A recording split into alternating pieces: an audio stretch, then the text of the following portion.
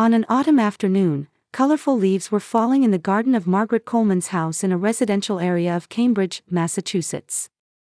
Margaret sat by the window, pausing her knitting as she gazed at the gradually fading sunlight. It had been 3 years since she lost her husband Robert, and she had been living alone in this house ever since, but she looked forward to her granddaughter Emily's weekend visits more than anything. "Today is the day Emily comes," Margaret whispered softly. Her meticulous nature as a retired librarian remained unchanged. She checked the clock and headed to the kitchen, where the aroma of chocolate chip cookies was already wafting through the air. They were Emily's favorite. The doorbell rang, and Margaret hurried to the entrance. "Grandma." As soon as the door opened, 7-year-old Emily wrapped her arms around Margaret's waist. The little arms squeezed her tightly. Margaret smiled and gently kissed her granddaughter's hair. "Emily, I've missed you." Behind Emily stood Margaret's son Jason and his partner Valerie. Jason had made a name for himself as a successful local architect. Valerie was a beautiful woman who always maintained a perfect appearance and never-ending smile. However, Margaret always felt uncomfortable that the smile never quite reached her eyes. "Mom, how are you?" Jason said, giving Margaret a light hug. "Fine, just the same as always," Margaret replied, and also greeted Valerie. "Valerie, you're looking well." "Yes, Margaret."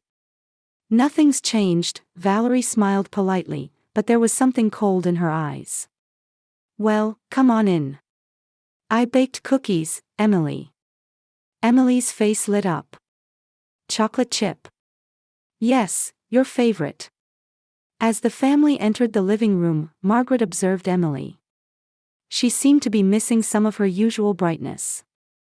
Normally, Emily would head straight for the kitchen, but today she sat quietly in the corner of the sofa, hugging her stuffed animal. That stuffed animal was the last gift from Emily's late mother. It was her favorite pink rabbit, which she always cherished.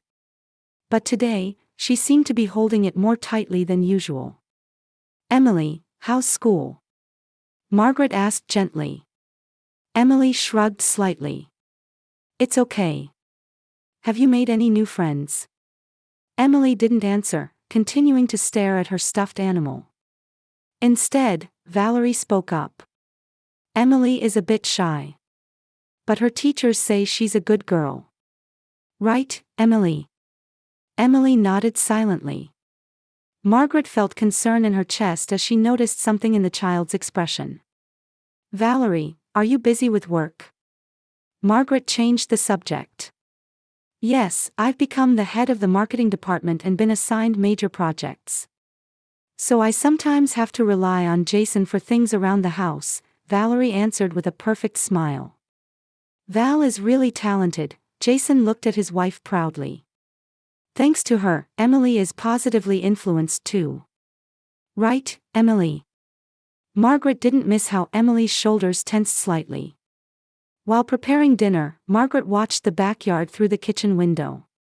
While Jason was on his cell phone taking a business call, Valerie was with Emily. She seemed to be talking to the child, but Emily was still holding her stuffed animal and hardly responding. Dinner proceeded lively, but it was filled with topics from Jason and Valerie. The two talked enthusiastically about their work and social lives, while Emily continued eating mostly in silence.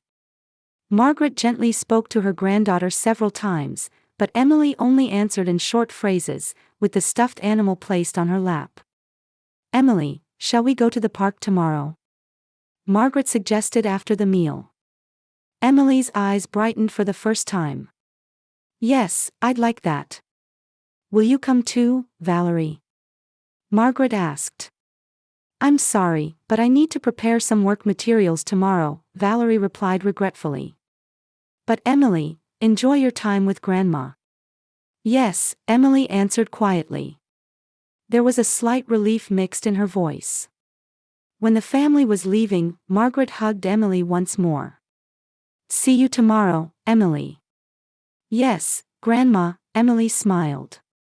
The smile was brief, but genuine.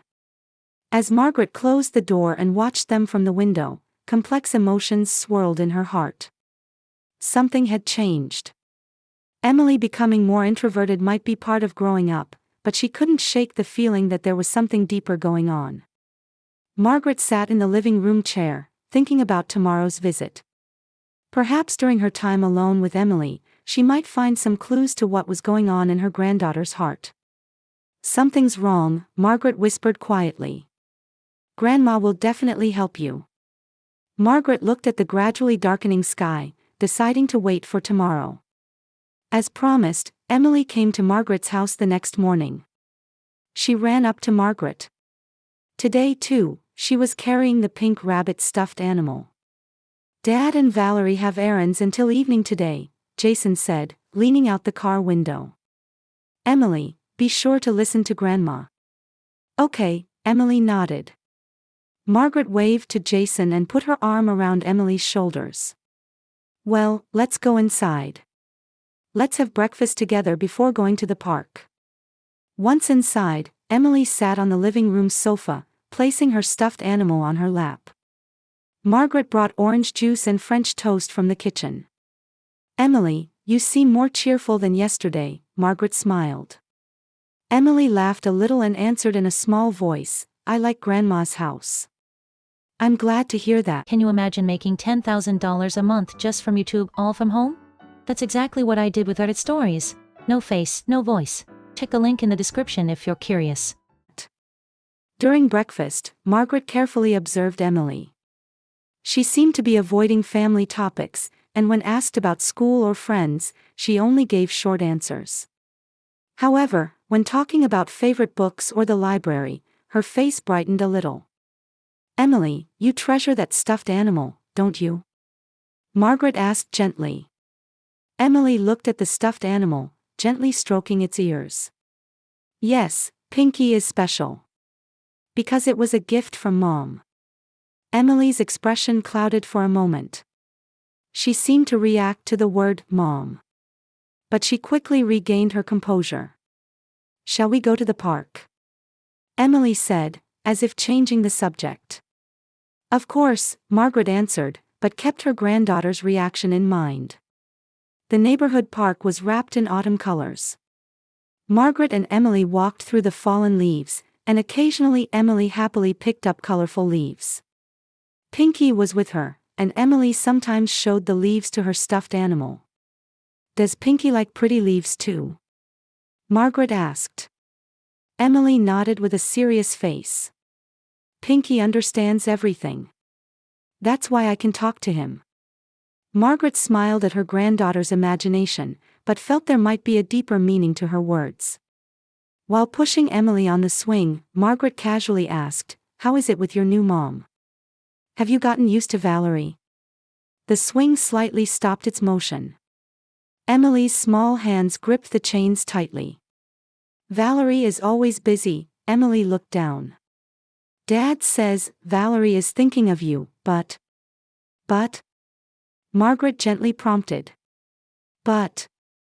Emily broke off. "Pinky is waiting. I want to play over there." Emily jumped off the swing and ran towards the slide. Margaret didn't pursue it further, but her concern grew over her granddaughter's reaction. After lunch, back at home, Emily looked a bit tired.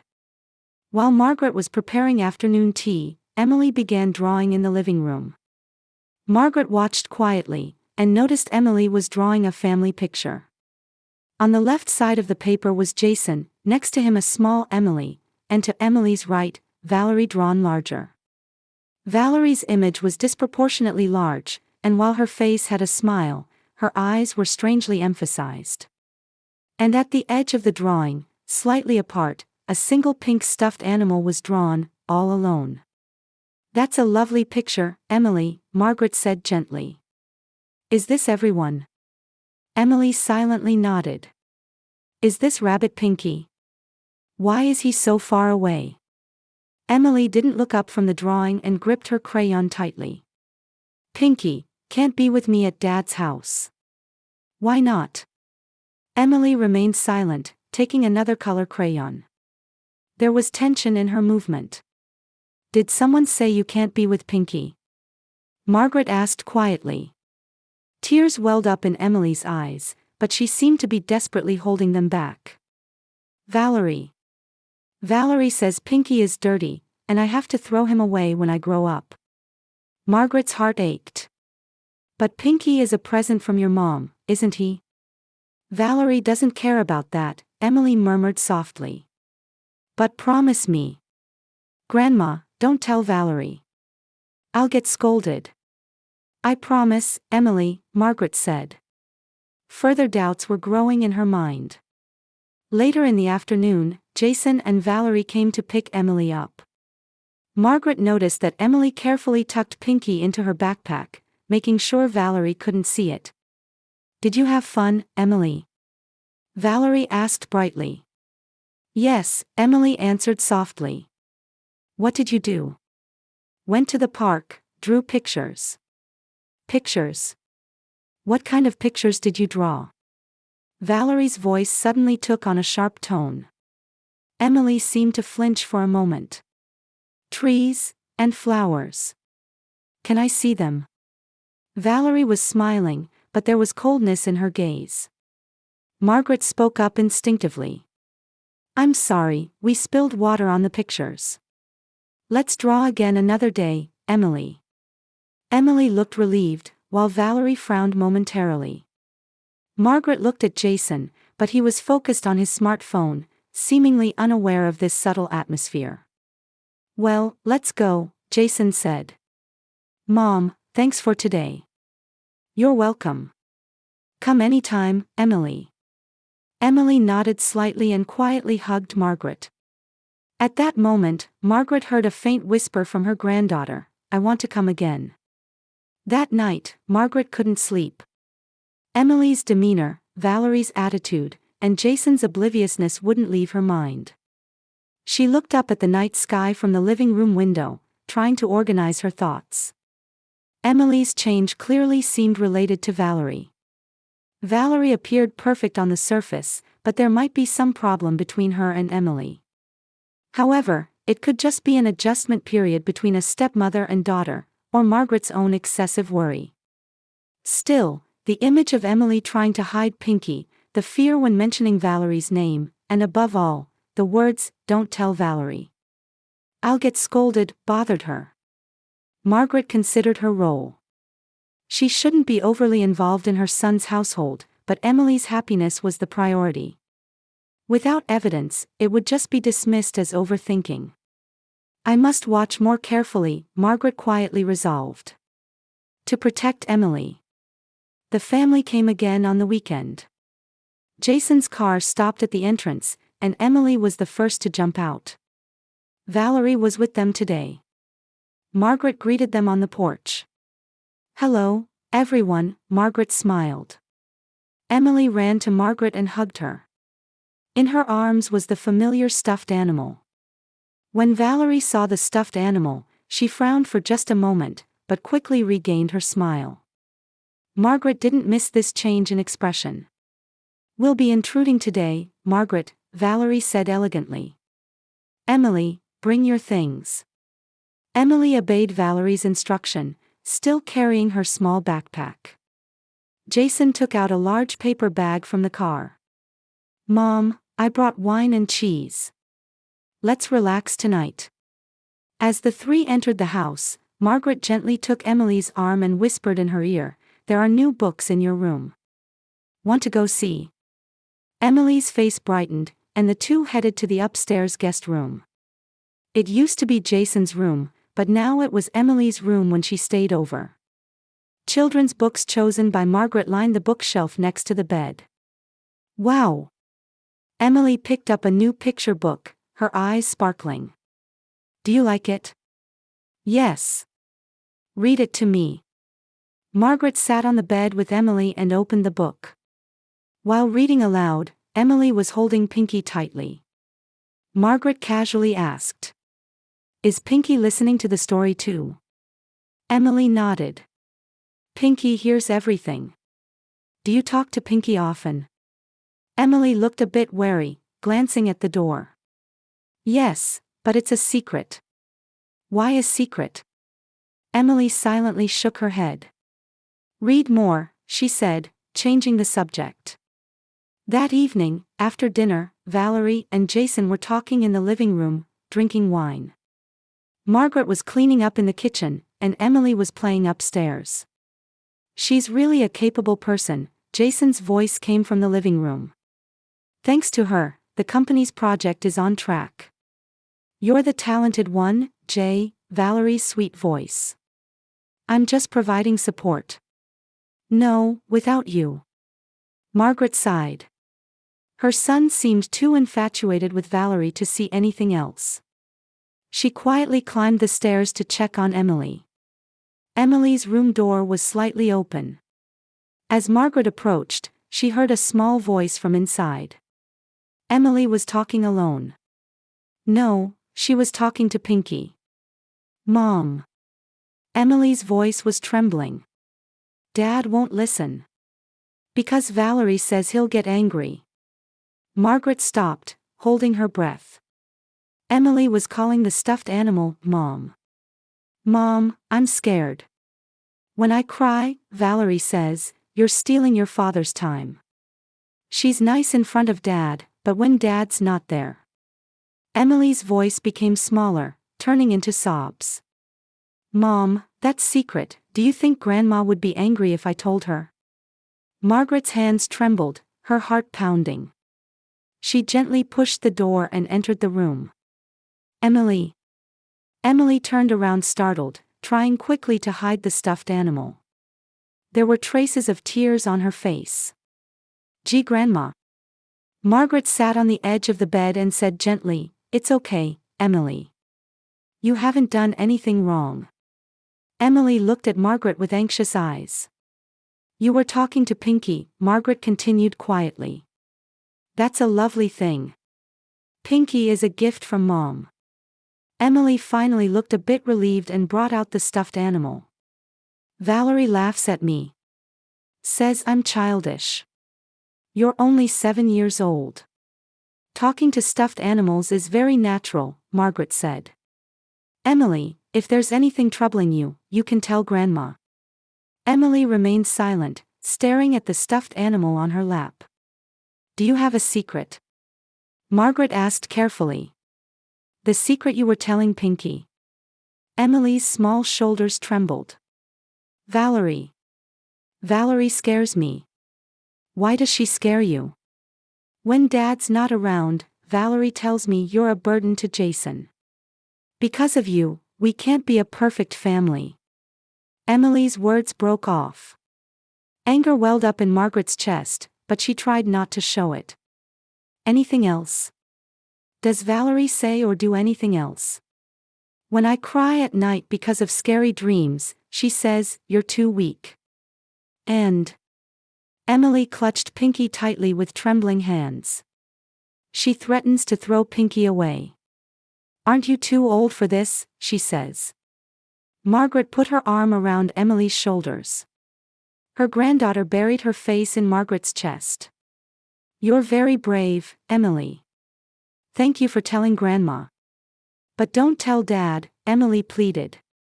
Dad loves Valerie so much. It would make him sad. These words pained Margaret's heart. A 7-year-old child trying to protect her father's feelings. Emily, you've done nothing wrong.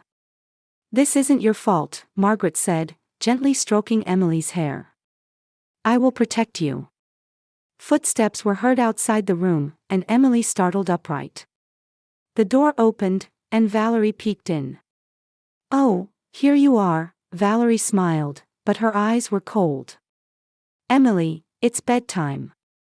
Change into your pajamas. Margaret stood up. I'll help her. No, thank you, Valerie said in a polite but firm tone. Family time is important, so we'll do it ourselves. Margaret felt the implied meaning behind those words, you are not family. But she decided it was better not to argue now. I understand. Good night, Emily, Margaret kissed Emily. See you tomorrow. As she left the room, Margaret didn't miss Emily's anxious expression. Nor did she miss seeing Valerie take Pinky from Emily's hands. Big girls sleep without stuffed animals. Valerie's words were as sweet as honey and as dangerous as poison. Margaret descended the stairs and sat on the living room sofa. She couldn't stop her hands from shaking. She felt anger and sadness that her previous suspicions had become reality. "Mom, are you okay?" Jason asked worriedly. "Yes, just a little tired," Margaret said. That night, she made a decision. She had to act to protect her granddaughter. But how could she make her son understand the truth? Without evidence, it would just seem like conflict between a mother-in-law and stepmother. Margaret looked up at the second floor. She thought she could hear a small crying voice somewhere. In the kitchen, bathed in morning sunlight, Margaret was making coffee. She had barely slept all night. Emily's confession and the question of how to deal with it wouldn't leave her mind. There was the sound of footsteps coming down the stairs, and Emily appeared. There were tired shadows under her eyes, and the stuffed animal Pinky was not in her arms. "Good morning, Emily," Margaret called gently. "Good morning, Grandma," Emily answered in a small voice. "Where's Pinky?" Emily shrugged. "Valerie put him in the bag. She said, don't carry it around in front of adults." Margaret suppressed her anger and feigned calmness. "What would you like for breakfast? Shall I make pancakes?" Emily's face brightened a little. "Yes." While preparing breakfast, Margaret formulated a plan. She needed evidence to tell her son the truth. But first, she had to gain Emily's complete trust. "Emily, I think what you told Grandma yesterday took a lot of courage," Margaret said as she plated the pancakes. Emily sat at the table and silently nodded. "Can you tell me more? What kind of things Valerie says, what kind of things she does?" Emily looked around, as if checking that no one was listening. "Valerie says, Emily, I love you, in front of Dad, but when Dad's not there, she's different." "How is she different?" Her eyes get scary. "She says, you've ruined my life." Emily poked at her plate with her fork. "When I make mistakes with homework, she says, you're really useless. You only make your father sad." Margaret's heart ached. "Have you ever told Dad about this?" Emily shook her head vigorously. "Valerie says, if you tell him, Dad won't believe you.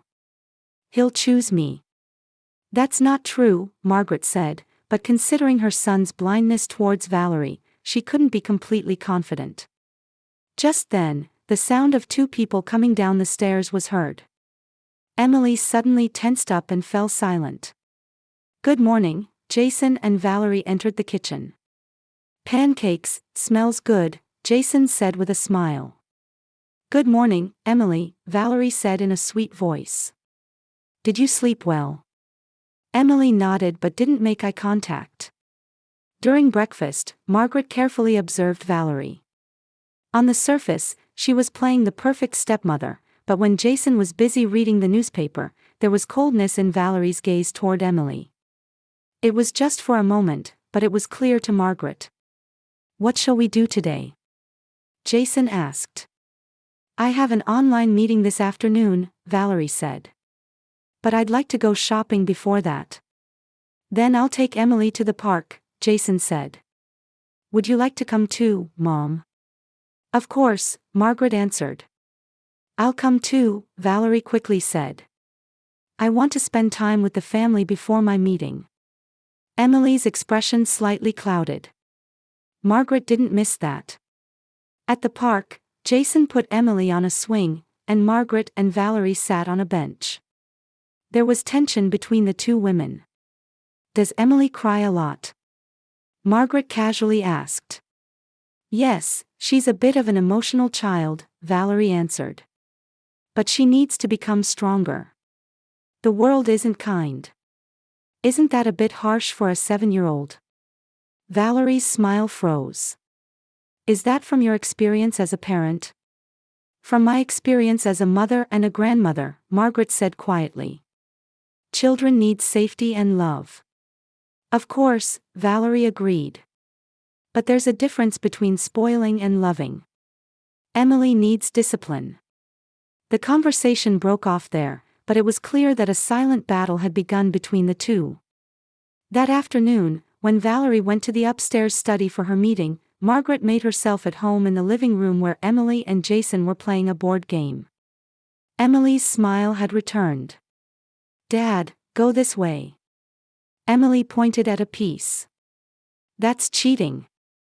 Jason laughed. Margaret looked at her son's profile. When Valerie wasn't around, he showed a relaxed, natural father's face. How could she convey the truth to him? The opportunity came from an unexpected place. "Dad, get me some water," Emily said. "Yes, miss." Jason stood up and headed to the kitchen. At that moment, Margaret whispered to Emily, "Emily, what would you think if we could record what Valerie says to you?" Emily looked surprised but quickly understood. "To let Dad hear it?" "Yes. Because Dad might not believe us without evidence." Emily thought a bit, then nodded. "But how?" Margaret took out an old smartphone. "Keep this phone in your pocket. If you press the record button, it will record everything Valerie says." Before Jason returned, Margaret quickly handed the smartphone to Emily. "Try using it tomorrow when you're alone with Valerie." The next day, Jason left for work, and Margaret said she was going shopping and left the house. However, she actually waited in her car, praying that Emily had the smartphone with her. 2 hours later, when Margaret returned, Emily was quietly reading a book in the living room. Valerie was in the kitchen with her laptop open. "I'm back," Margaret said. Emily signaled with her eyes and slipped the smartphone into Margaret's pocket. That night, after Jason returned home, Margaret checked the recording in her bedroom. There was clear evidence. "You're really a nuisance," Valerie's cold voice. "Your father is sacrificing his time with me for you. Are you grateful?" Emily's small voice. "I'm sorry. Throw away that stuffed animal. Your mom is gone. It's time you faced reality." A weak protest. "But, Pinky is just garbage. If you want to remain a baby forever, what do you think your father would think? Aren't you embarrassed?" Margaret stopped the recording and took a deep breath. This was the evidence. Tonight, she would tell her son the truth. When she left the bedroom, Emily was standing in the hallway. "Grandma," Emily said with a frightened face. "Did you listen to the recording?" "Yes, I did," Margaret said. "Emily, you were very brave. Are you going to let Dad hear it?" "Yes. Dad loves you. He needs to know the truth." Emily nodded anxiously. "I'm scared." "It's okay, Grandma is with you," Margaret hugged her granddaughter. As the two headed to the living room, Jason and Valerie were sitting on the sofa. Margaret took a deep breath and prepared herself. "Jason, we need to talk." 2 weeks had passed. Margaret still vividly remembered the blood draining from Jason's face as he listened to the recording, Valerie's anger and denial, and finally her having to admit the truth. "Grandma, look."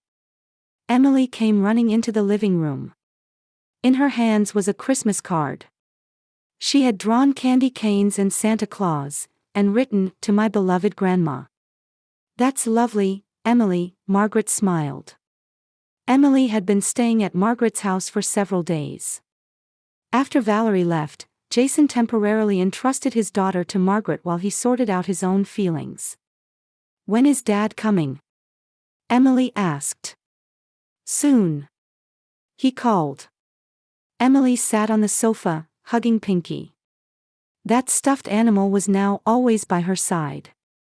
Emily still couldn't completely let go of her wariness, and sometimes woke up from nightmares, but she was gradually recovering. The doorbell rang, and Emily jumped up. Jason came in. His face was tired, but he smiled when he saw his daughter. "Emily." Emily flew into her father's arms. Jason held his daughter tightly and gave Margaret a grateful look. "Mom, thank you." "You're welcome." Margaret placed her hand on her son's shoulder. That night, after Emily went to bed, Jason and Margaret talked over coffee in the kitchen. "I heard from Valerie," Jason said in a tired voice. "She's demanding we get back together." "And you?" "I refused." Jason gripped his cup. "It turns out she was also harassing colleagues at work. She got fired." "I see. How did I not notice?"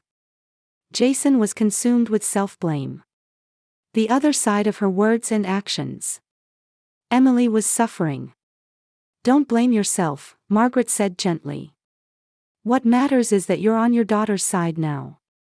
Time passed, and with the arrival of spring came a new beginning. Valerie had returned to her parents' home, but couldn't find her place there either, and eventually moved to another state, according to rumors. Emily and Jason were finding a new rhythm of life. Jason adjusted his work hours and cherished his time with his daughter. Margaret also frequently visited their home and continued to provide support.